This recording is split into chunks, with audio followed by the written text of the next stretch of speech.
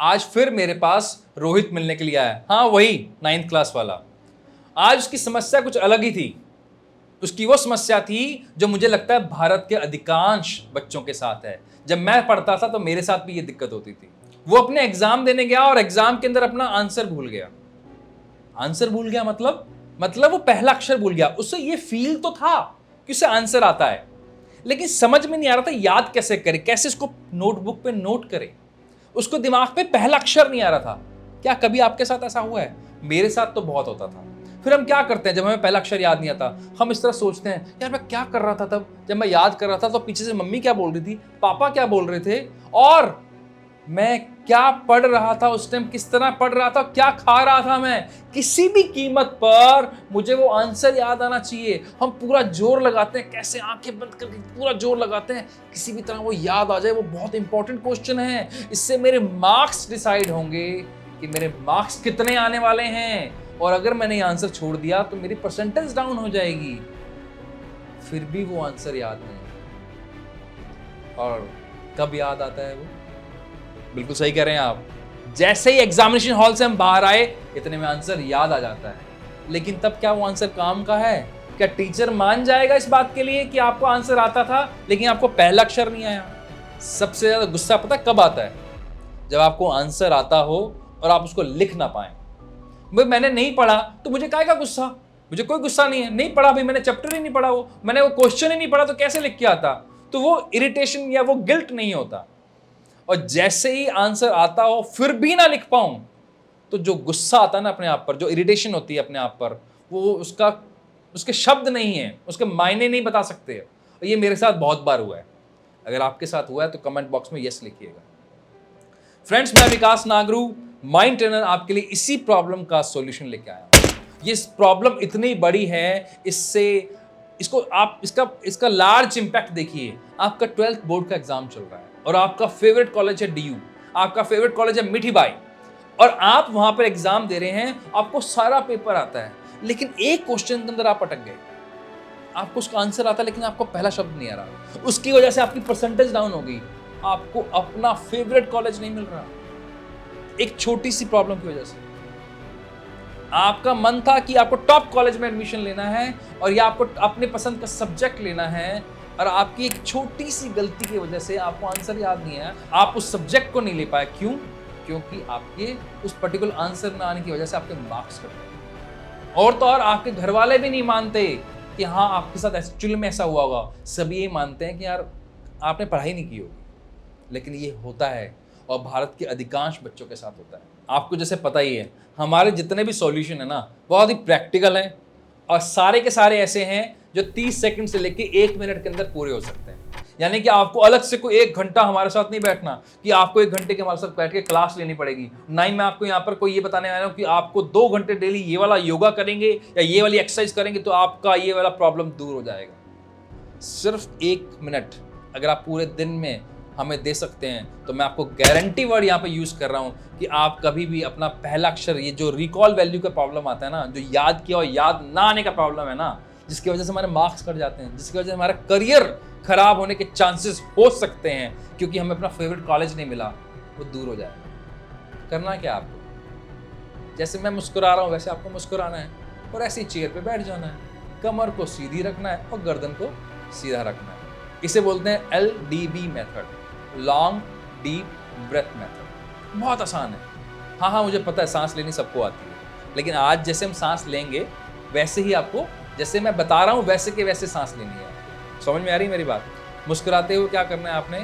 आंखों को बंद करना है, पहले सुन लो उसके बाद बंद करना। आंखों को बंद करना है। आपकी जो ये पाम्स है ना, जो हथेलियां हैं, वो आसमान की तरफ खुली हुई आपके लैप्स पे होंगी, आपकी गोदी पे होंगी, आपके पैरों के ऊपर। ठीक है ना? अगर आप आराम से रिलैक्स बैठ जाइए, कैसे भी बैठ सकते हो।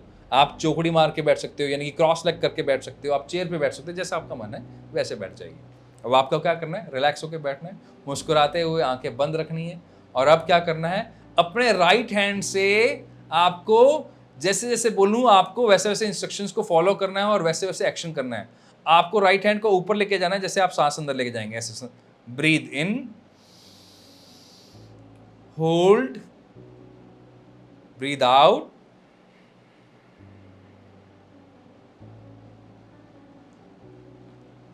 अब पहला राउंड शुरू हो रहा है हमारा LDB मेथड का। तो ब्रीद इन करेंगे हम, ब्रीद इन 1 2 3 4 काउंट तक आपने ब्रीद इन किया, hold your breath, breathe out 1 2 3 4 5 6 7 8, यानी कि 4 काउंट तक आप सांस अंदर लेंगे और 8 काउंट तक आप सांस बाहर निकालेंगे। थोड़ा सा मुश्किल हो सकता है, पहली बार कर रहे हैं, मुस्कुराते हुए वापस शुरू करते हैं हम। क्या करना है आपने, आंखों को बंद करना है और राइट हैंड से आपने कम से कम 2 राउंड इस तरह हैंड मूवमेंट्स करने हैं। जब ब्रीद इन होगा तो हाथ ऊपर, जब ब्रीद आउट होगा तो हाथ नीचे की तरफ इस तरह जाता हो जाएगा। ठीक है, इसके पीछे साइंस है, बिना साइंस के मैं कोई बात नहीं करता।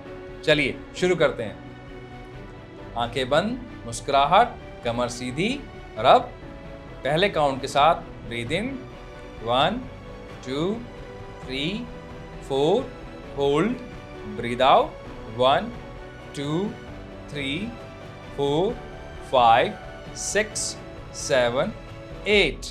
Second round 1 2 3 4, hold, out 1 2 3 4 5 6 7 8।